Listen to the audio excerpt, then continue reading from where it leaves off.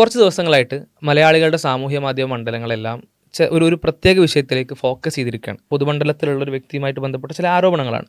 ആരോപണങ്ങളിലേക്ക് നമ്മൾ കടക്കുന്നില്ല, അതിൻ്റെ വസ്തുത ഇനിയും പുറത്തേക്ക് വരേണ്ടതുണ്ട്, നമ്മുടെ വിഷയവുമായിട്ട് ബന്ധപ്പെട്ടതല്ല അത്. നമ്മൾ ആ ആരോപണം ആ ഒരു വ്യക്തിക്കെതിരെ വന്ന സമയത്ത് ഉണ്ടായ സാമൂഹ്യ മാധ്യമത്തിലൂടെ പുറത്തു വന്ന ചില പ്രതികരണങ്ങൾ, അല്ലെങ്കിൽ വാർത്താ ചാനലുകളിലൂടെയും മറ്റൊക്കെ പുറത്തു വന്ന ചില പ്രതികരണങ്ങൾ, ആ പ്രതികരണങ്ങളിലെ ചില പ്രസ്താവനകളെയാണ് പരിശോധിക്കുന്നത്. അഥവാ ഇവിടുത്തെ ഏറ്റവും വലിയ വിഷയം എന്ന് പറഞ്ഞാൽ രണ്ട് കാര്യമാണ്. ഒന്ന് അവിഹിതമാണ്, മറ്റൊന്ന് അബോർഷനാണ്. അപ്പോൾ ഈ രണ്ട് വിഷയവും ഇതിനു മുമ്പും കേരളത്തിൻ്റെ പൊതുമണ്ഡലത്തിൽ ഒരുപാട് ചർച്ചയ്ക്ക് വന്നിട്ടുണ്ട്. പലതരത്തിലുള്ള അഭിപ്രായ പ്രകടനം നമുക്കത് കാണാൻ കഴിയും.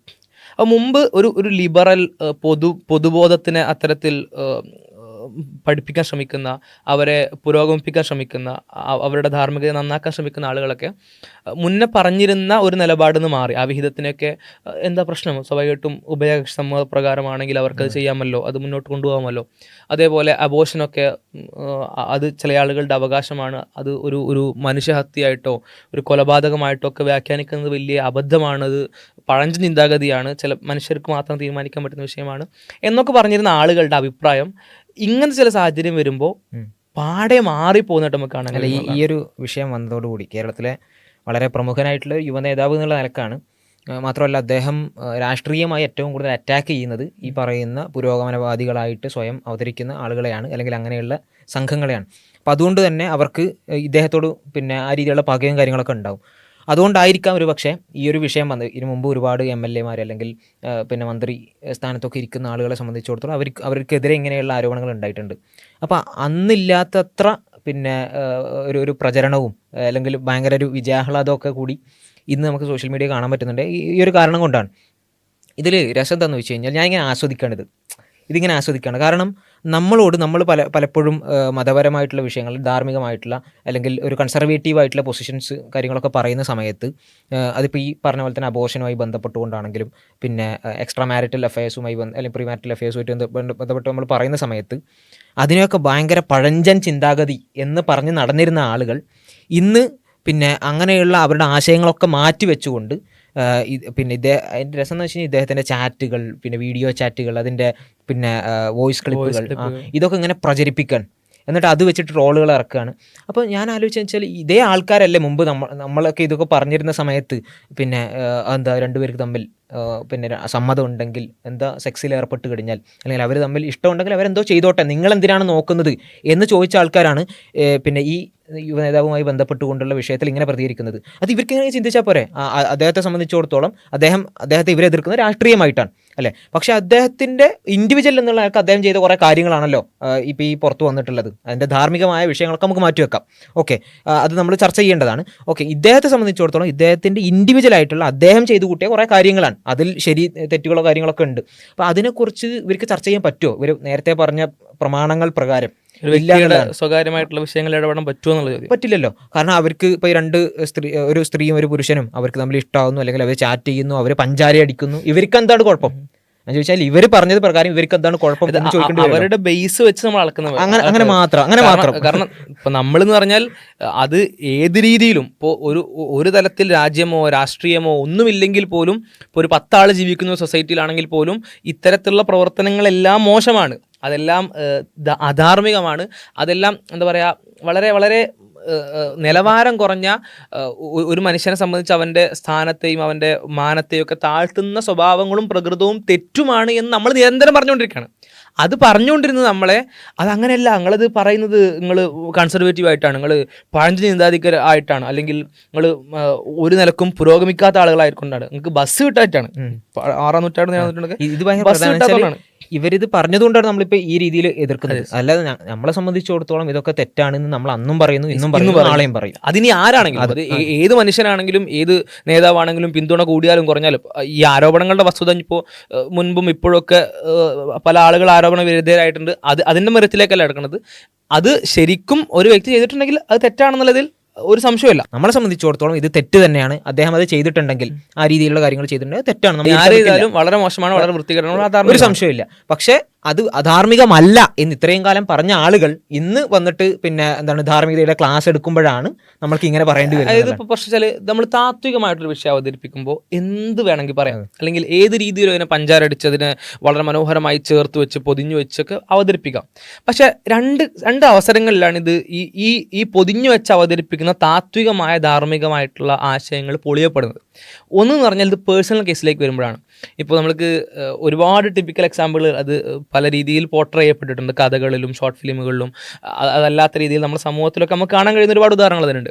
ഇപ്പോൾ അഭിപ്രായം പറയുന്ന സമയത്ത് ഇപ്പോൾ ഇൻ്റർകാസ്റ്റ് മാരേജ് ആണെങ്കിലും അതേപോലെ തന്നെ സാമ്പത്തികമായിട്ട് വളരെ വ്യത്യാസമുള്ള അല്ലെങ്കിൽ ക്ലാസ് ഡിഫറൻസ് ഉള്ള ഇത്തരത്തിലുള്ള പല രീതിയിലുള്ള മാരേജുകളെയൊക്കെ ഭയങ്കരമായിട്ട് അനുകൂലിക്കുന്ന, വളരെ ശക്തിയോടെ വളരെ വിപ്ലവാത്മകമായിട്ടുള്ള സമീപനം അതിനോട് സ്വീകരിക്കുന്ന ഒരുപാട് ആളുകൾ തൻ്റെ മകളുടെയോ മകൻ്റെ വിഷയത്തിൽ വരുമ്പോൾ, സ്വന്തം കേസ് വരുമ്പോൾ ചിലപ്പോൾ അത് പ്രായോഗികമാവൂല എന്നുള്ളതാണ് അടുത്ത വിഷയം കാണുന്നത്. അവർ ഭയങ്കര സ്ട്രോങ് ആയിട്ട് എന്ത് ചെയ്യുന്നു, ഇതിനെ എതിർക്കുന്നു എന്നുള്ളതാണ്. ഇത് ഇപ്പോൾ ഓരോ വിഷയങ്ങളും കാണാൻ കഴിയും. ഇപ്പോൾ LGBTQ കമ്മ്യൂണിറ്റികൾ ഭയങ്കരമായിട്ട് ആ ഒരു ആശയത്തൊക്കെ ഭയങ്കരമായിട്ട് പ്രകടിപ്പിക്കുന്ന ആളുകൾ തൻ്റെ കുടുംബത്തിൻ്റെ കേസ് വരുന്ന സമയത്ത് എന്ത് ചെയ്യുന്നു, ഇത് ഈ പ്രായോഗികമായിട്ടുള്ള അവസ്ഥ വരുമ്പോഴേക്ക് ഇത് മാറ്റി വെക്കേണ്ട അവസ്ഥ ഉണ്ടാകുന്നതാണ്. ഇതേപോലെ മറ്റൊരു സാഹചര്യമാണ് മറ്റൊരു മനുഷ്യനെ വിമർശിക്കേണ്ട ആവശ്യം വരുമ്പോൾ. ഒന്ന് പേഴ്സണൽ കേസ് വരുമ്പോൾ താത്വികമായിട്ട് അവതരിപ്പിക്കുന്ന മൊറാലിറ്റിയൊക്കെ മാറ്റി വെക്കേണ്ടി വരും. രണ്ടാമത്തെ വിഷയം എന്ന് പറഞ്ഞാൽ വേറൊരാളെ വിമർശിക്കേണ്ട സാഹചര്യം വരുമ്പോൾ എന്ത് ചെയ്യുന്നു, ആ വിമർശിക്കാൻ വേണ്ടിയിട്ടും ഈ താത്വികമായിട്ടുള്ള സാധനങ്ങൾ മാറ്റി വെച്ചിട്ട് പ്രാക്ടിക്കൽ മൊറാലിറ്റിയിലേക്ക്, അല്ലെങ്കിൽ ഒരു ഇന്നേറ്റ്ലി നമ്മുടെ രണ്ട് കാര്യമാണ്. ഒന്ന് സമൂഹത്തിന് പൊതുവെ മനസ്സിലുള്ളതും നമ്മളൊക്കെ ഇന്നേറ്റ് ആയിട്ട് ഉള്ളിലുള്ളതും. ഇപ്പോൾ എന്തൊക്കെ പറഞ്ഞാലും അവിഹിതം തെറ്റാണോ എന്നുള്ളത് ഈ മൊറാലിറ്റിയെ പറ്റിയൊന്നും വിശദമായിട്ടൊന്നും ആലോചിക്കാത്ത ഒരു അന്തം ബോധമൊക്കെ ഉള്ള ഒരു ചെറിയ കുട്ടിനോട് ചോദിച്ചാൽ, ഇപ്പോൾ ഇങ്ങനെ രണ്ടുപേർ വിവാഹം കഴിച്ചു, ഒരു കുടുംബമായിട്ട് മുന്നോട്ട് പോവുകയാണ്, അല്ലെങ്കിൽ വിവാഹം കഴിക്കാതിരിക്കുക, വാട്ട് എവർ ഇറ്റ് ഈസ്, ഇത്തരത്തിൽ രഹസ്യമായി ഒരു അന്യ സ്ത്രീയുമായിട്ട് അല്ലെങ്കിൽ അന്യപുരുഷനുമായിട്ട് ബന്ധം ഉണ്ടാകുന്നത് ശരിയാണോ വെച്ചാൽ തെറ്റാണെന്നുള്ളത് വളരെ സിംപ്ലി പറയും. അപ്പോൾ ഇങ്ങനെ ഇന്നേറ്റ്ലി കിടക്കുന്ന സാധനത്തിലേക്ക്, അല്ലെങ്കിൽ പ്രാക്ടിക്കൽ ആയിട്ടുള്ള സാധനത്തിലേക്ക് പൊതുവെ എല്ലാവരും അംഗീകരിക്കുന്ന നോർമൽ, എന്താ പറയുക, സാധാരണ രീതിയിൽ മനുഷ്യൻ്റെ മൊറാലിറ്റി ആയിട്ടുള്ള പൊസിഷനിലേക്ക് എന്ത് ചെയ്യുന്നു, ആളുകൾക്ക് എത്തേണ്ടി വരുന്നു എന്നുള്ളതാണ്. അതായത് ഈ ഒരു പെർട്ടിക്കുലർ ഇഷ്യൂവിൽ തന്നെ പ്രധാനമായിട്ട് രണ്ട് കാര്യങ്ങളാണ്. ഒന്ന് അവിഹിതം, രണ്ട് അബോർഷൻ. ഈ അബോർഷനുമായി ബന്ധപ്പെട്ടുകൊണ്ട് നമ്മുടെ പിന്നെ CPM-ൻ്റെ സംസ്ഥാന സെക്രട്ടറി അദ്ദേഹം ഗോവിന്ദൻ മാഷ് അദ്ദേഹം പറഞ്ഞു വെച്ചാൽ ഇത് മനുഷ്യഹത്യക്ക് തുല്യമാണെന്നാണ്. അപ്പോൾ മനുഷ്യഹത്യക്ക് തുല്യ, അബോർഷൻ മനുഷ്യഹത്യക്ക് തുല്യമെന്നല്ല, അബോർഷൻ ആവശ്യപ്പെടുന്നതേ മനുഷ്യഹത്യക്ക് തുല്യമാണെന്നുള്ളതാണ്. അപ്പോൾ ഇതിൻ്റെ ഒക്കെ ഒരു ബാക്ക്ഗ്രൗണ്ട് ഉണ്ടല്ലോ. ഇപ്പോൾ പിന്നെ 1973 ജോ വേഴ്സസ് വെയ്ഡ് പിന്നെ US നടന്ന ആ ഒരു നമ്മളിപ്പോഴും പറയാറുണ്ട്. അപ്പോൾ അതിൽ അബോർഷൻ എന്നുള്ളത് ഡീക്രിമിനലൈസ് ചെയ്തു, അബോർഷൻ എന്നുള്ളത് കോൺസ്റ്റിറ്റ്യൂഷണൽ റൈറ്റ് ആക്കിയിട്ട് അവർ കൊണ്ടുവന്നു അമേരിക്കയിൽ. പക്ഷേ പിന്നീട് 2022 പിന്നെ നമ്മൾ ഈ ഒരു വിഷയം കാണുന്നുണ്ട്. അത് പിന്നെ ക്രിമിനലൈസ് വീണ്ടും അത് കോൺസ്റ്റിറ്റ്യൂഷണൽ റൈറ്റ് എന്നുള്ളത് മാറ്റി ഓരോ സ്റ്റേറ്റിനും, അമേരിക്കയിലെ ഓരോ സ്റ്റേറ്റിനും അവർക്ക് ഇഷ്ടമുള്ള രീതിയിൽ സ്വീകരിക്കാം എന്നുള്ളതുമായി ബന്ധപ്പെട്ടുകൊണ്ട് അന്നൊക്കെ ഈ അബോർഷൻ എന്നുള്ളത് വല്ലാതെ ഈ പിന്നെ ഈ കൺസർവേറ്റീവ് സൈഡും അതുപോലെ തന്നെ ലിബറൽ വാദികളും തമ്മിലുള്ള വലിയ ഈ ആശയപരമായിട്ടുള്ള യുദ്ധമുണ്ട്. അപ്പോൾ അവിടെയൊക്കെ എന്ന് വെച്ച് കഴിഞ്ഞാൽ ഒരു പുരോഗമനപരമായിട്ടുള്ള ആശയം എന്നുള്ള നിലക്ക് ഇതിനെയൊക്കെ സ്വീകരിച്ചിരുന്ന ആളുകളാണ് ഇപ്പോൾ നമ്മളിവിടെ നമ്മുടെ നാട്ടിൽ കാണുന്ന ഇടതുപക്ഷം എന്നുള്ളത്. അപ്പോൾ അവരുടെ ഏറ്റവും പിന്നെ അറ്റ്മോസ്റ്റ് ആയിട്ടുള്ള ഗോവിന്ദ മാഷാണ് ഇപ്പോൾ പറയുന്നത് ഇത് ഇങ്ങനെ ആവശ്യപ്പെടുന്നത് പോലും മനുഷ്യ കുരുതിക്ക് അല്ലെങ്കിൽ മനുഷ്യ ഹത്യക്ക് തുല്യമാണെന്നുള്ളത്. ഇവർ പറയുന്നൊരു കാര്യം, അതായത് അബോർഷൻ എന്ന് പറഞ്ഞു കഴിഞ്ഞാൽ ഒരു സ്ത്രീയെ സംബന്ധിച്ചിടത്തോളം ആ സ്ത്രീയുടെ വയറ്റിലാണ് ഒരു കുഞ്ഞ് ജനിക്കുന്നത്. ആ സ്ത്രീയുടെ ശരീരം എന്നുള്ളത് ആ സ്ത്രീയുടേതാണ്. അപ്പോൾ അവർക്കൊരു ബോഡിലി ഓട്ടോണമി ഉണ്ട് അല്ലേ, അവർക്ക് അവരുടെ ബോഡി എന്ത് സംഭവിക്കണം എന്ന് അവർക്ക് തീരുമാനിക്കാം. അതുകൊണ്ട് അബോർഷൻ ചെയ്യണമെങ്കിൽ അവർക്കത് ചെയ്യാം. അതിന് ഈവൻ ഹസ്ബൻഡിന്റെ പിന്നെ അനുവാദം പോലും വേണ്ട. നമ്മുടെ 2021 2 ആണ് നമ്മുടെ 1973 MTP ആക്ട്, അതായത് അബോർഷന്റെ ആക്ട് അമെൻഡ് ചെയ്തത് പുതിയതായിട്ട്. അപ്പോൾ അതിൽ പറയുന്നത് വെച്ച് കഴിഞ്ഞാൽ ഹസ്ബൻഡ് അല്ല, ഇനി ഒരു പ്രീ മാരിറ്റൽ സെക്സ് ആണെങ്കിൽ പോലും പിന്നെ ഇതിന്റെ ആവശ്യമില്ല, ഉത്തരവാദിയായിട്ടുള്ള ആളുടെ ആരോടും പറയണ്ടില്ല, ഇവർക്ക് മാത്രം ബോഡി ഓട്ടോണമി എന്നുള്ള നിലക്ക് അത് തീരുമാനിക്കാന്നുള്ള നിലക്ക്. അത് ഒരു സ്ത്രീയെ സംബന്ധിച്ച് ആ സ്ത്രീയുടെ സ്വന്തം ശരീരത്തിലെ പേഴ്സണലായ ഒരു വിഷയം പോലെ, ഇപ്പോൾ നമ്മൾ നഖം മുറിച്ച് കളയുന്നത് പോലെ, മുടി മുറിച്ച് കളയുന്നത് പോലെയൊക്കെ വളരെ ലളിതമായിട്ട് ഒഴിവാക്കി കളയാവുന്നതേ ഉള്ളൂ. ഒരു മനുഷ്യജീവൻ എന്നുള്ള ഒരു ഇത് കൊടുക്കുന്നില്ല. അതായത് അവിടെ ഇപ്പോൾ നമ്മൾ ഇതിന് തൊട്ട് മുമ്പ് ഒന്ന് അമേരിക്കയിലെ ഡിബേറ്റ്സ് നമ്മൾ നോക്കിയാൽ, ഇപ്പോൾ അമേരിക്കയിൽ ഇത് വലിയ ഡിബേറ്റ് ആയിട്ട് ഒരുപാട് കാലമായിട്ട് മുന്നോട്ട് പോകുന്നതാണ്.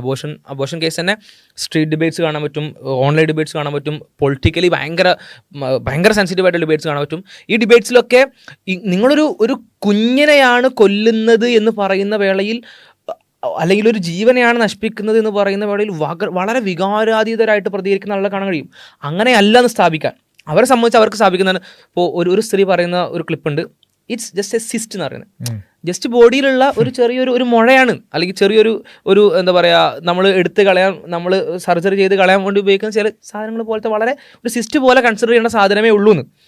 എന്നാൽ ഇത്തരം സാഹചര്യങ്ങളിൽ എന്ത് ചെയ്യുന്നു, ഇവർക്ക് നിലപാട് മാറ്റി. അപ്പം പിന്നെ ഇവിടെ ഹ്യൂമൻ റൈറ്റ്സ് അല്ലെങ്കിൽ ആ രീതിയിൽ ഈ സ്ത്രീയുടെ ബോഡി ഓട്ടോണമി പറയുമ്പോൾ ആ കുട്ടിയുടെ റൈറ്റ്സിനെ കുറിച്ച് ഇവർ സംസാരിക്കാറില്ലാണ്. അതിനെ കുട്ടിയായി കൺസിഡർ ചെയ്യുന്നില്ല. അതൊരു രക്തക്കട്ടയാണ്, അല്ലെങ്കിൽ ഈ പറഞ്ഞ പോലെ ഒരു സിസ്റ്റ് മാത്രമാണ്. അതിനപ്പുറം അതിന് എന്തെങ്കിലും ഒരു മനുഷ്യജീവന് നമ്മൾ കൊടുക്കുന്ന ഒരു ഡിഗ്നിറ്റി അതിന് കൊടുക്കേണ്ടതില്ല, അല്ലെങ്കിൽ ഒരു റൈറ്റ് അതിനില്ല എന്നുള്ള നിലക്കാണ് ഇവർ പലപ്പോഴും പറയാറുള്ളത്. അപ്പോൾ അതേ ആളുകളാണ് ഇന്നിപ്പോൾ ഈ ഒരു വിഷയം വന്ന സമയത്ത് രാഷ്ട്രീയമായി അപ്പുറത്തൊരു ചേരിയിലാണ് എന്നുള്ളത് കൊണ്ട് അവർ ഈ പറഞ്ഞു കൊണ്ടിരുന്ന ഈ പുരോഗമനപരമായിട്ടുള്ള സോക്കോൾഡ് ആശയങ്ങളെയൊക്കെ മാറ്റിവെച്ച് പിന്നെ ഈ പറയുന്ന നമ്മൾ മനുഷ്യന്റെ ഒരു നാച്ചുറൽ പൊസിഷനിലേക്ക് എത്തുന്നു മനസ്സിലാക്കുന്നത്. ഇപ്പോൾ ഇവര് ഒരു ഹിപ്പോക്രസിക്ക് വേണ്ടി ഒരു പുതിയ പൊസിഷൻ സ്വീകരിക്കല്ല, ഇത് ഉള്ളിൽ നിന്ന് വരുന്ന സാധനമാണ്. കാരണം ഇപ്പോൾ സ്വന്തം ഇപ്പോൾ ഇവർ നേരത്തെ പറഞ്ഞ പോലെ പേഴ്സണൽ കേസിനെ പറ്റി ആലോചിച്ചാൽ മതി. ഇപ്പോൾ ഒരു ഉപ്പയെ സംബന്ധിച്ച്, ഒരു അച്ഛനെ സംബന്ധിച്ച് തൻ്റെ ഭാര്യയുടെ വയറ്റിൽ വളരുന്ന തൻ്റെ ആ കുഞ്ഞ് ഭാര്യയുടെ ഏതെങ്കിലും ഒരു ഇമോഷണൽ ഒരു ചേഞ്ചിൽ അല്ലെങ്കിൽ അവരുടെ സ്വന്തം തീരുമാനത്തിൽ അവർ ഇത്തരത്തിൽ അബോർട്ട് ചെയ്യാൻ തീരുമാനിക്കുന്നു എന്ന് പറയുകയാണെങ്കിൽ, അല്ലെങ്കിൽ വേറെ ആരെങ്കിലും സമ്മർദ്ദത്തിൽ ഭാര്യയുടെ ഒപ്പയോ അല്ലെങ്കിൽ ആരോ ആയിക്കോട്ടെ സമ്മർദ്ദത്തിൽ ഇത്തരത്തിൽ അബോർട്ട് ചെയ്യാനോ അല്ലെങ്കിൽ ആ കുഞ്ഞിനെ കൊല്ലാനോ തീരുമാനിക്കുന്നു എന്ന് പറയുന്ന സമയത്ത് ഉണ്ടാകുന്ന ഒരു വേദനയുടെ ഒരാളുണ്ടല്ലോ, ആ ആളെന്ന് പറഞ്ഞാൽ അത് മനുഷ്യ പ്രകൃതത്തിലുള്ള കാര്യമാണ്. അപ്പോൾ അവർ നാച്ചുറൽ പൊസിഷനിലേക്ക് എന്ത് ചെയ്യുന്നു, ഇവരെത്തുന്നു എന്നുള്ളതാണ്. മനുഷ്യ ഹത്യയായിട്ട് മാത്രമേ അബോർഷനെ സ്വാഭാവികമായിട്ടൊരു മനുഷ്യനെ സിംപ്ലി മനസ്സിലാക്കാൻ പറ്റും. അതാണ് നമ്മൾ ബേസിക്കലി മനസ്സിലാക്കുക. പക്ഷേ ഇതിനെതിരെ ഇതങ്ങനെ അല്ല എന്ന് പറഞ്ഞുകൊണ്ട് ഇപ്പോൾ നമ്മുടെ കേരള സർക്കാരിൻ്റെ വനിതാ ശിശുക്ഷേമ വകുപ്പിൻ്റെ ഒരു പോസ്റ്റ് ഉണ്ട്, ഫേസ്ബുക്കിൽ മുമ്പ് ഇറക്കിയ ഒരു പോസ്റ്റ് ഉണ്ട്. ആ പോസ്റ്റിൽ പറയുന്നത് വെച്ച് കഴിഞ്ഞാൽ ഒരു അമ്മയാകണോ, നിങ്ങൾക്ക് അമ്മയാകണോ, എന്നിട്ട് ആക്സെപ്റ്റ് ഡിനൈ, അതായത് നിങ്ങൾക്ക് സ്വീകരിക്കാം, ഒരു അമ്മ ചോയ്സാണ്. അപ്പം ഈ കുട്ടിയെ കൊല്ലണോ എന്നുള്ളത്, അബോർഷൻ ചെയ്യണം എന്നുള്ളത് ഒരു ചോയ്സാണ്. അപ്പം അമ്മയാകണോ വേണ്ടയോ എന്ന് തീരുമാനിക്കാനുള്ള സ്ത്രീകളുടെ അവകാശത്തെ അംഗീകരിക്കാത്തവരോടാണ് നമ്മളിത് പറയുന്നത് എന്ന് പറഞ്ഞിട്ട് അവർ ഇതിനെ അനുകൂലിച്ചുകൊണ്ട്, അതായത് അബോർഷനെ അനുകൂലിച്ചുകൊണ്ടുള്ള രീതിയിലുള്ള പോസ്റ്റുകളടക്കം ഇടതുപക്ഷ സർക്കാർ വന്നതിന് ശേഷമാണ് ഇത് കാണുന്നത്. ശരിക്കും എത്രത്തോളം വലിയൊരു ഹിപ്പോക്രസിയാണ് അതിലുള്ളതെന്നാണ്. അപ്പോൾ ഒരു വയറിൻ്റെ ഉള്ളിൽ നിന്നൊരു കുട്ടി പുറത്തേക്ക് വരുന്ന വേളയിൽ ആ കുട്ടിയെ കൊല്ലുന്നത് എന്താണ്? തെറ്റാണ്. അത് ഹത്യയാണ്, അല്ലെങ്കിൽ കൊലപാതകമാണ്, വലിയ തെറ്റാണ്. നമ്മളെ സംബന്ധിച്ച് പിഞ്ചു കുഞ്ഞിനെ അരുകൊല ചെയ്തു എന്നൊക്കെ പറഞ്ഞിട്ട് ഭയങ്കര സംഭവമായിട്ട് പ്രചരിപ്പിക്കും. എന്നാൽ അതിന് തൊട്ട് മുമ്പ് ഇത് ആലോചിക്കണോ, വയറിൻ്റെ ഒരു മറ ഉണ്ടാവുമ്പോൾ അതിനെ കൊല്ലാം, വയറിൻ്റെ ഒരു മറയിൽ നിന്ന് പുറത്തേക്ക് എടുത്താൽ അതിനെ കൊല്ലാൻ പാടില്ല. എങ്ങനെയാണ് ഒരു കുട്ടിയാവുന്നത് എന്നുള്ളൊരു ചോദ്യം ഉണ്ടല്ലോ. ഒന്ന് എങ്ങനെയാണ് ഒരു കുട്ടിയാകുന്നത്, പിന്നെ എവിടെയാണ് നിങ്ങൾ ഇതിനൊരു ജീവനായിട്ടോ ഒരു മനുഷ്യനായിട്ടോ അംഗീകരിക്കുന്നത്? മൂന്ന് വെച്ചാൽ ആരാണ് ഈ അളവുകോൽ തീരുമാനിക്കുന്നത്? ഗ്ലോബലി അക്സെപ്റ്റഡ് ആയിട്ടുള്ള ഒരു വര വരക്കണുള്ളത്. ഒരു കുട്ടി എന്ന് പറഞ്ഞാൽ ആ കുട്ടി ഇങ്ങനെ സൈഗോട്ടായി, എംബ്രിയോ സൈഗോട്ട് ഇങ്ങനെ വളർന്ന് വന്ന് മരണപ്പെടുന്നത് വരെ 60-70 അല്ലെങ്കിൽ എത്ര വയസ്സിലാണ് മരണം, അത്രയും വരെയുള്ള ഒരു ലൈഫ് സ്പാൻ ഉണ്ട്. ഈ ലൈഫ് സ്പാനിൽ ഒരു പ്രത്യേക വര വരച്ചിട്ട് ഈ വരയിൽ നിങ്ങൾക്ക് ആ കുട്ടിനെ കൊല്ലാന്ന് പറയുന്ന ആ വര വരക്കാൻ, ഗ്ലോബലി അക്സെപ്റ്റഡ് ആയിട്ടുള്ള ലൈൻ ഉണ്ടാക്കാൻ ആർക്കാണ് അധികാരം നൽകിയത്? അതെ, ഇപ്പോൾ ഒരു ജീവൻ എന്ന് പറയുന്നത് അതിനെ ഡിഫൈൻ ചെയ്യാൻ ഇപ്പോഴും നമുക്ക് സാധിച്ചില്ല. അപ്പോൾ അതിനെ ഏറ്റവും പരമാവധി പറഞ്ഞിട്ടുള്ളതെന്ന് വെച്ചാൽ സർക്കുലേഷൻ, അതായത് ബ്ലഡ് സർക്കുലേഷൻ ഉണ്ടാവുക, ബ്രെയിൻ ഫംഗ്ഷൻ ഉണ്ടാവുക, ഇങ്ങനെയൊക്കെയാണ് പറയാം. ഒരു വൂമ്പിലുള്ള, അതായത് അമ്മയുടെ ഉദരത്തിലുള്ള ഒരു കുട്ടിയെ സംബന്ധിച്ചിടത്തോളം ഇതൊക്കെ ഉണ്ട്. അവർക്ക് ആകെ ഇല്ലാത്തത് ഈ റെസ്പിറേഷൻ എന്നുള്ള വിഷയമാണ്. അത് പുറത്തെത്തി കഴിഞ്ഞാൽ ആദ്യത്തെ കരച്ചിലോട് കൂടിയാണ് റെസ്പിറേഷൻ ആരംഭിക്കുക. പക്ഷെ അതിന് മുമ്പുള്ള എല്ലാ കാര്യങ്ങളും, ഒരു കുട്ടിക്ക് വേണ്ട എല്ലാ കാര്യങ്ങളും അവിടെ ഉണ്ട്. അപ്പോൾ ആ കുട്ടിയെ സംബന്ധിച്ചിടത്തോളം പെട്ടെന്ന് ഉമ്മക്ക് എന്തെങ്കിലും പ്രശ്നം വരികയാണ്, അതിനെ പുറത്തെത്തിച്ച് കഴിഞ്ഞാൽ അതിന് ജീവിക്കാൻ സാധ്യമാണ്. ഒരു 32 അല്ലെങ്കിൽ 28 ആഴ്ച കഴിഞ്ഞ് കഴിഞ്ഞാൽ വയബിൾ ആണെങ്കിൽ. അപ്പോൾ ഈ വയബിലിറ്റി മെഡിക്കൽ സംവിധാനങ്ങൾ അത്രയും സാധ്യമാണ്. പക്ഷേ അതൊന്നും ഇവിടെ വിഷയമല്ല, അങ്ങനെയുള്ള കാര്യങ്ങളൊന്നും ഇവിടെ വിഷയമല്ല. ഒരു അമ്മക്ക് ബോഡി ഓട്ടോണമി എന്നുള്ള ആൾക്ക് തീരുമാനിക്കാം ഇതുണ്ടെങ്കിൽ അവർ തീരുമാനിച്ചോട്ടെ എന്നുള്ള ആൾക്കാണ് പറയുന്നത്. വേറെ ചില കേസുകൾ എന്ന് പറഞ്ഞപ്പോൾ അമ്മയുടെ അത്രയും ഡെവലപ്ഡ് ആകാത്തൊരു കുട്ടി വയറിൻ്റെ ഉള്ളുണ്ട്, പക്ഷെ അത് ആ കുട്ടിയുടെ വളർച്ചയോ കുട്ടിയുടെ പ്രസവമോ അമ്മയുടെ ജീവന് പ്രശ്നമാവുമെങ്കിൽ, അല്ലെങ്കിൽ ഉമ്മയുടെ ജീവൻ മരണപ്പെടാൻ കാരണമാവുമെങ്കിൽ അത് വേറെ കേസാണ്. ഇത് ചോയ്സ്, അല്ലെങ്കിൽ എൻ്റെ ഇഷ്ടം, എനിക്ക് വേറെ ചില അധികമായിട്ടുള്ള എൻ്റെ കൺസേൺസ് ഉണ്ട്, അതുകൊണ്ട് ഞാൻ കൊല്ലുന്നു എന്ന് പറയുന്ന വിഷയം പോലെ അല്ല ഇത്. അത് വേറൊരു കേസാണ്. ആ സാഹചര്യങ്ങളെ പറ്റിയല്ല നമ്മൾ പറയുന്നത്. ഇപ്പോൾ ഉമ്മയെ പോലെ ഇവിടെ ഹെൽത്തി ആയിട്ട് ജീവിച്ചുകൊണ്ടിരിക്കുന്ന ഒരാളുടെ ലൈഫിന് ജനിക്കാത്തൊരു കുട്ടിയുടെ ലൈഫ് എന്താ പറയുക ഭീഷണിയാവുന്നുവെങ്കിൽ, അല്ലെങ്കിൽ ഇതും നഷ്ടപ്പെടാൻ ഒന്നുകിൽ ഉമ്മയോ അല്ലെങ്കിൽ കുട്ടി മാത്രമേ ജീവിച്ചിരിക്കുള്ളൂ എന്നുള്ള സാഹചര്യത്തിൽ അവിടെ അത് വേറെ വിഷയമാണ്, വേറെ ഡിസിഷൻ എടുക്കേണ്ടതാണ്. അത്തരം സാഹചര്യത്തിൽ കമ്പയർ ചെയ്യുന്നതാണ്. എന്നാൽ ഇവർ ചെയ്യുന്നതെന്ന് വെച്ചാൽ ഒരാളുടെ പേഴ്സണൽ ചോയ്സ് എന്ന് പറഞ്ഞിട്ട് നമ്മളതിൻ്റെ വീഡിയോസ് കണ്ടാൽ ശരിക്കും ഒരു നിലക്കും മനുഷ്യത്വമുള്ള ഒരാളും പിന്നെ അബോർഷൻ അംഗീകരിക്കാൻ പറ്റാത്തതാണ്. കാരണം കൈകൾ മുറിച്ചു മാറ്റി, കാലുകൾ മുറിച്ചു മാറ്റി, അതായത് ലിറ്ററലി ഇപ്പോൾ മറ്റേ പുഴയിലേക്ക് എറിഞ്ഞ് കുട്ടിനെ കൊല്ലും എന്നൊക്കെ പറയുന്ന ക്രൂരതകൾ വായിക്കുന്നുണ്ടല്ലോ, അതിനേക്കാൾ ക്രൂരതയായിട്ട് തോന്നും വിധമാണ് ഇതിൻ്റെ കിടക്കുന്നത്. അപ്പം നമ്മൾ പറഞ്ഞു ഒരു കാര്യം വെച്ചാൽ ഈ പ്രോ ലൈഫ് അതുപോലെ തന്നെ പ്രോ ചോയ്സ് 2 ആർഗ്യുമെന്റ്സ് ഉണ്ട്. ഇതിൽ സ്ഥിരമായിട്ട് ഈ പ്രോ ചോയ്സിന് വേണ്ടി വാദിച്ചിരുന്ന ഇവിടെയുള്ള ഇടത് ലിബറലുകൾ എന്ന് സ്വയം വിശേഷിപ്പിക്കുന്ന ആളുകളെ സംബന്ധിച്ചിടത്തോളം ഈ ഒരു വിഷയം വന്നതോടുകൂടി അവരെന്ത് ചെയ്യാണ്, പെട്ടെന്ന് പ്രോ ലൈഫ് ആവുകയാണ്. അതായത് അബോർഷൻ ചെയ്തത് മനുഷ്യഹത്യയാണ്, അല്ലെങ്കിൽ അതിനുവേണ്ടി പ്രേരിപ്പിച്ചത് മനുഷ്യഹത്യയാണ് എന്നൊക്കെ അവർ പറഞ്ഞുകൊണ്ടേയിരിക്കുകയാണ്. ഈവൻ നാസ്തികരുമായി ബന്ധപ്പെട്ട് നോക്കുകയാണെങ്കിൽ പിന്നെ ഒരു കുട്ടി ജനിച്ചു കഴിഞ്ഞാൽ തന്നെ വൈകല്യം ഉണ്ടെങ്കിൽ കൊന്നുകളയാന്നൊക്കെ പറഞ്ഞ ആൾക്കാരടക്കം ഉണ്ട്. നമ്മൾ അതിലേക്കൊന്നും പോകുന്നില്ല. അപ്പോൾ ആ നിലക്കുള്ള ഒരു ഹിപ്പോക്രസി ഇവിടെ കണ്ടു എന്നുള്ളതാണ് നമുക്കിവിടെ സൂചിപ്പിക്കാനുള്ളത്. ഇതേപോലെ തന്നെയാണ് അവിഹിതം എന്ന് പറയുന്ന അടുത്ത വിഷയം. ഇപ്പോൾ ഈ കേസിൽ 2 വിഷയങ്ങളാണ്. ഒന്ന് അബോർഷൻ ആണെന്ന് അവിഹിതമാണ്. അവിഹിതവും ഇതേപോലെ തന്നെയാണ്. ഇപ്പോൾ സംഭവം ഇവിടെ സംഭവിച്ച ഇപ്പോഴത്തെ സാഹചര്യത്തിൽ ഭയങ്കരമായിട്ടുള്ള ഒച്ചപ്പാടുകൾ ഉണ്ടാക്കുന്ന ആളുകളുണ്ടല്ലോ, അവരവരുടെ മൊറാലിറ്റി ആയിട്ട് പറയുന്ന ലിബറൽ മൊറാലിറ്റി ആണല്ലോ. ആ ലിബറൽ മൊറാലിറ്റി വെച്ചിട്ട് ഇവിടെ സംഭവിച്ച ഒരു കാര്യവും വിമർശനാർഹമല്ല. ഇപ്പോൾ അവിഹിതം അല്ലെങ്കിൽ അല്ല, അവർ പറയട്ടെ ഏതാണ് ചാറ്റ് ചെയ്തതാണോ പ്രശ്നം? ചാറ്റ് ചെയ്തത് എന്താ പ്രശ്നം? അതിൽ ചാറ്റ് ചെയ്തതിൽ ഒരു ലിബറൽ മൊറാലിറ്റി വെച്ചിട്ട് ഒരു അന്യ സ്ത്രീയോട് ചാറ്റ് ചെയ്യുന്നത് എന്താണ് കുഴപ്പം? അതും അവരെ വളക്കാൻ ശ്രമിക്കുന്നത് എന്താണ് കുഴപ്പം? എന്താണ് കുഴപ്പം? അതാണ് ചോദ്യം. അടുത്തൊരു ചോദ്യം എന്താണെന്ന് വെച്ച് കഴിഞ്ഞാൽ അവരെ കോൾ ചെയ്യുന്നതുകൊണ്ട് എന്താ കുഴപ്പം? അല്ലെങ്കിൽ അവരുമായിട്ട് ലൈംഗിക ബന്ധത്തിൽ ഏർപ്പെടുന്നതുകൊണ്ട് എന്താ കുഴപ്പം? ഇതൊക്കെയാണ് ഇദ്ദേഹം ചെയ്തത്.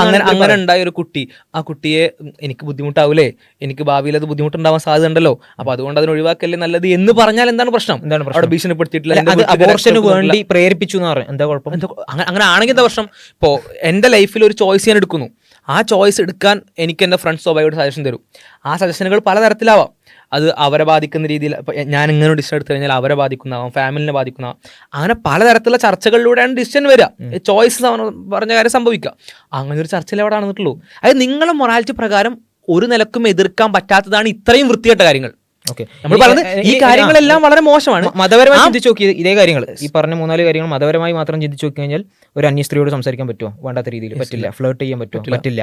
ഇനി ഏതാണ് പിന്നെ ഗർഭചിത്രം, അല്ല സെക്സ് ആ രീതിയിൽ ചെയ്യാൻ പറ്റില്ല. ഇനി പിന്നെ ഗർഭചിത്രത്തിന് വേണ്ടിയിട്ട് ഇങ്ങനെ വാദിക്കാൻ പറ്റില്ല.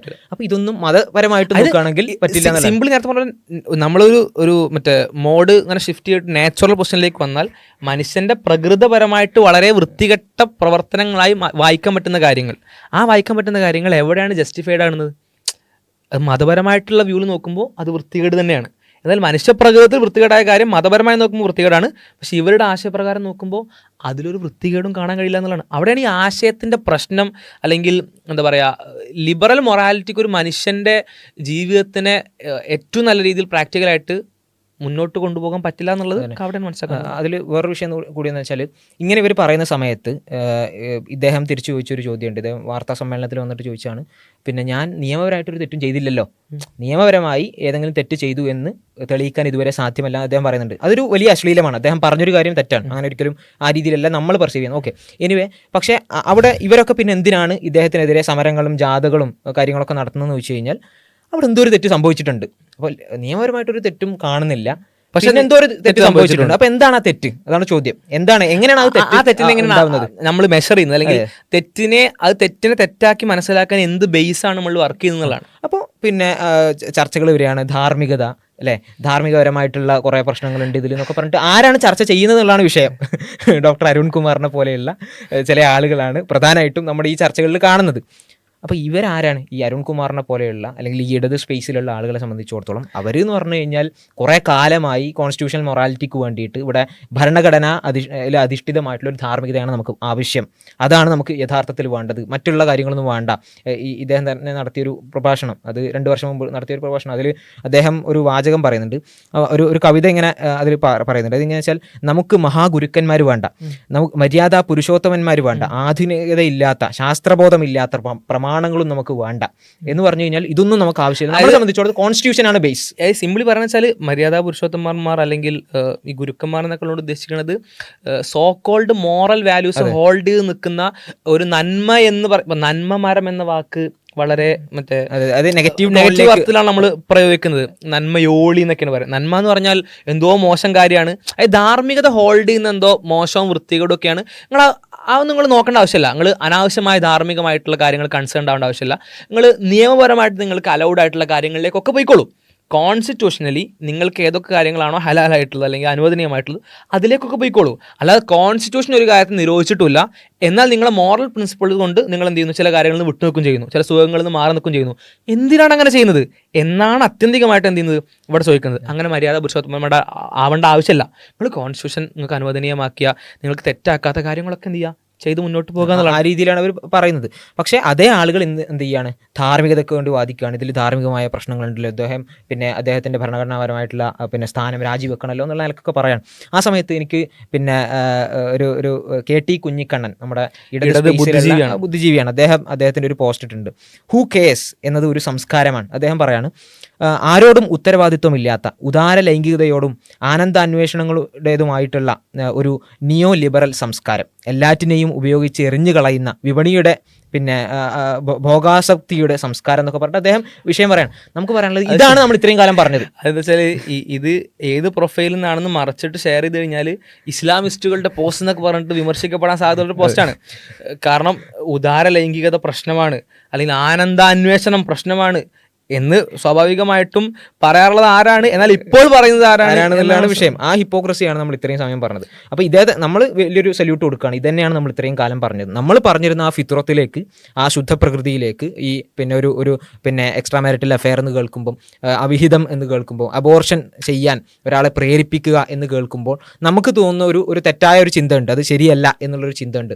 ആ ചിന്തയിലേക്ക് ഇത്രയും കാലം വലിയ രീതിയിൽ പുരോഗമനം പറഞ്ഞിരുന്ന ആളുകൾ അതിലേക്ക് എത്തി എന്നുള്ളതാണ് ഈ ഒരു സമയത്ത് നമുക്ക് കാണാൻ പറ്റുന്നതാണ് ഇതിന്റെ ഒരു ആകത്തുക. ഈ KT കുഞ്ഞിക്കണ്ണൻ പറഞ്ഞ ഒരു വിഷയം ഉണ്ടല്ലോ, അതന്നെയാണ് ആക്ച്വലി ഇടത് അല്ലെങ്കിൽ ഒരു കമ്മ്യൂണിസ്റ്റ് പൊസിഷൻ. ഇപ്പൊ ഞാനിപ്പോൾ അടുത്ത് ട്രോള് കണ്ടു. ഇപ്പൊ ഇത്തരം നിലപാടുകൾ പറയുന്ന ഒരാളെ നോക്കിയിട്ട് മറ്റൊരാൾ ചോദിക്കുകയാണ്, നിങ്ങൾ ഇസ്ലാമിസ്റ്റ് ആണോ അല്ലെങ്കിൽ ഒരു കമ്മ്യൂണിസ്റ്റ് ആണോ പറയുന്നത്. ആക്ച്വലി കമ്മ്യൂണിസ്റ്റ് പൊസിഷൻ, കമ്മ്യൂണിസ്റ്റ് നമ്മൾ ഒരുപാട് ഏരിയകൾ വിമർശിക്കാറുണ്ട്, ഒരുപാട് ഏരിയകളിൽ അതിന് പ്രശ്നമുണ്ട്, അപ്രായോഗികമായിട്ടുള്ള ഒരുപാട് തലങ്ങൾ അതിനുണ്ട്. പക്ഷെ ഇതിൻ്റെ പ്രായോഗികവും ശരിയുമായിട്ടുള്ളൊരു വശം എന്ന് പറഞ്ഞാൽ അത് ക്യാപിറ്റലിസത്തിൻ്റെ തന്ത്രങ്ങളെ എന്ത് ചെയ്യുന്നു, മുളയിലെ നുള്ളിക്കളയുന്നതിൻ്റെ പ്രശ്നങ്ങളെ സംബന്ധിച്ച് ബാക്കിയുള്ളവർ അവെയർ ആക്കുന്നു എന്നുള്ളതാണ്. അതിൽ വളരെ പ്രധാനപ്പെട്ട ഒന്നാണ് ഇത്തരത്തിൽ ഉദാര ലൈംഗികത പോലെ, അതേപോലെ തന്നെ നമ്മൾ അംഗീകരിക്കുന്ന ഒരുപാട് ഏരിയകളിൽ അതിലേക്ക് പോകുന്നുണ്ട്. എക്സിബിഷനിസം, മറ്റേ സ്ത്രീകളെ അങ്ങനെ ഒരുപാട് കാര്യങ്ങൾ വരുന്നുണ്ട്. എന്നാൽ ഇപ്പോൾ പറയുന്ന വിഷയങ്ങളെ സംബന്ധിച്ച് ഈ കാര്യങ്ങളൊക്കെ ഉദാര ലൈംഗികത അടക്കമുള്ള വിഷയങ്ങൾ, ഇപ്പോൾ ഈ കേരളത്തിൽ നമ്മൾ നിരന്തരം എതിർത്തുകൊണ്ടിരിക്കുന്ന ഏരിയകളുണ്ടല്ലോ, ആ ഏരിയകളൊക്കെ ആക്ച്വലി കമ്മ്യൂണിസ്റ്റ് പൊസിഷൻ കൂടിയാണ്. നമ്മളും കമ്മ്യൂണിസ്റ്റ് പൊസിഷനും ഓവർലാപ്പ് ചെയ്യുന്ന ഏരിയകളാണ്. എന്നാൽ എന്ത് ചെയ്യുന്നു, ഇപ്പോൾ ഒരു ലോകത്തൊരു നോം വരുന്ന സമയത്ത്, എല്ലാവരും അംഗീകരിക്കുന്ന ഒരു ആശയം വരുന്ന സമയത്ത് അതിനോട് പോവുക എന്ന് പറയുന്ന ആശയ പാപ്പരത്ത് അവിടെ സംഭവിക്കുന്നു എന്നുള്ളതാണ്. ആശയപരമായി സ്ട്രെങ്ത് ഇല്ലാത്ത ആളുകളാണ് എന്ത് ചെയ്യുന്നത്, പൊതുവെ എല്ലാവരും ചില കാര്യങ്ങൾ അംഗീകരിക്കുമ്പോൾ അവരുടെ കൂടെ കൂടുക. അതുകൊണ്ടാണ് ഇടതും ലിബറലും എന്ന് പറയുന്ന അലുവയും അത്തിക്കറിയും പോലെ ചേരാത്ത രണ്ട് പ്രയോഗങ്ങൾ എന്ന് അവർ പറയും. തീർച്ചയായിട്ടും സംഭവിക്കുന്നതാണ്. ഒരു നിലക്കും ചേരാത്ത രണ്ട് പദങ്ങളാണ്. ആ രണ്ട് പദങ്ങൾ എന്ത് ചെയ്യുന്നു, ഒരുമിച്ച് വെക്കപ്പെടുന്നു. അവര് പോലും അത് തങ്ങളുടേതായിട്ടുള്ള രീതിയിൽ അൺകോൺഷ്യസ് ആയിട്ട് ഉപയോഗിക്കുന്നു. മലവെള്ളപ്പാച്ചിൽ വരുമ്പോൾ അതിൽ ഒലിച്ചു പോകുന്ന രീതിയിൽ ഏതെങ്കിലും രീതിയിലൊരു ഒരു പൊസിഷൻ ഇല്ലാത്തൊരവസ്ഥ ഈ ഒരു ഇടത് സ്പേസിന് വന്നു. അതുകൊണ്ടാണ് അവർക്ക് ഒരുപക്ഷെ അവരുടെ കോളേജുകളിലേക്ക് LGBT കാര്യങ്ങളൊക്കെ അംഗീകരിക്കേണ്ടി വരുന്നത്. ആ രീതിയിൽ അപ്പൊ അവരെ ഒന്നും അംഗീകരിക്കാത്ത, അല്ലെങ്കിൽ അവർ പറഞ്ഞ കാര്യങ്ങളൊക്കെ മാറ്റി വെച്ചുകൊണ്ട് പുതിയ കാലത്തെ കുട്ടികൾ എന്തിന്റെ പിന്നാലെയാണോ പോകുന്നത്, അതൊരു നിയോ ലിബറൽ സംസ്കാരമാണെങ്കിൽ ഞങ്ങളും അത് അതിന്റെ ഏറ്റവും മുമ്പിൽ നിൽക്കാം, ഞങ്ങളതിൻ്റെ മെയിൻ ആയി കഴിഞ്ഞാൽ പിന്നെ നമ്മുടെ പിന്നാലെ കുട്ടികൾ വരുമല്ലോ എന്നുള്ള നിലക്കേക്ക് അവരുടെ വിദ്യാർത്ഥി പ്രസ്ഥാനമാണെങ്കിലും ഒക്കെ ഈ തരത്തിൽ ഏത് ആശയത്തിന് അതിജീവിക്കാം. അത് വളരെ ലളിതമാണല്ലോ. ഇപ്പോൾ ഒരു ആശയം നിലനിൽക്കുന്നു, ആ ആശയം പുതിയതായിട്ട് എന്ത് ആശയങ്ങൾ വരുന്നു ആ ആശയത്തെ സ്വീകരിച്ച് അതുമായിട്ട് മുന്നോട്ട് പോകുന്നു. പുതിയ ട്രെൻഡ് വന്നാൽ പഴയ ആശയത്തെ ഒഴിവാക്കി പുതിയ ട്രെൻഡ് സ്വീകരിച്ച് മുന്നോട്ട് പോകുന്നു. ഇതൊരു ആശയത്തിൻ്റെ അതിജീവനല്ല. ഇത് ആക്ച്വലി എന്താ പറയുക, നേരത്തെ പറഞ്ഞ മലവെള്ളപ്പാച്ചിലെ ഒഴുകലാണ്. ആ ഒഴുകൽ ഇങ്ങനെ ബാക്കിയുള്ളവർ നോക്കുമ്പോൾ ഞാനെന്താ നീന്തിപ്പോകുന്നു പറഞ്ഞിട്ട് കാര്യമല്ലോ. എൻ്റെ നീന്തൽ ശക്തിയാണ് എനിക്ക് തെളിയിക്കേണ്ടതെങ്കിൽ എൻ്റെ സ്ഥാനം എന്താണോ അല്ലെങ്കിൽ എൻ്റെ പൊസിഷൻ എന്താണോ, തങ്ങളുടെ ആശയത്തിൻ്റെ കോർ എന്താണോ അത് ഹോൾഡ് ചെയ്ത് മൂവ് ചെയ്യേണ്ട സ്ഥാനത്തേക്ക് ഏതൊക്കെ തരത്തിൽ ഏതൊക്കെ ദിശയിലേക്ക് ഒഴുക്ക് വന്നാലും ഫോക്കസ്ഡ് ആയിട്ട് മൂവ് ചെയ്യാൻ പറ്റിയാൽ ആശയം അതിജീവിക്കുന്നു പറയാം. അങ്ങനെ അതിജീവിക്കുന്നതായിട്ട് നമുക്ക് ഇസ്ലാമിനെ തന്നെ കാണാൻ കഴിയുന്നുള്ളൂ. ഇവിടെ നമ്മൾ 3 ആശയങ്ങൾ പ്രധാനമായിട്ടും പറയുന്നുണ്ടെങ്കിൽ, ഒന്ന് ഈ പറയുന്ന നിയോ ലിബറൽ ആശയം, അത് തെറ്റാണ് എന്ന് അത് മുന്നോട്ട് വെക്കുന്ന ആളുകൾ തന്നെ ഇപ്പോൾ പറഞ്ഞുകൊണ്ടേയിരിക്കുകയാണ് വേറൊരു വിഷയം വന്നതോടുകൂടി.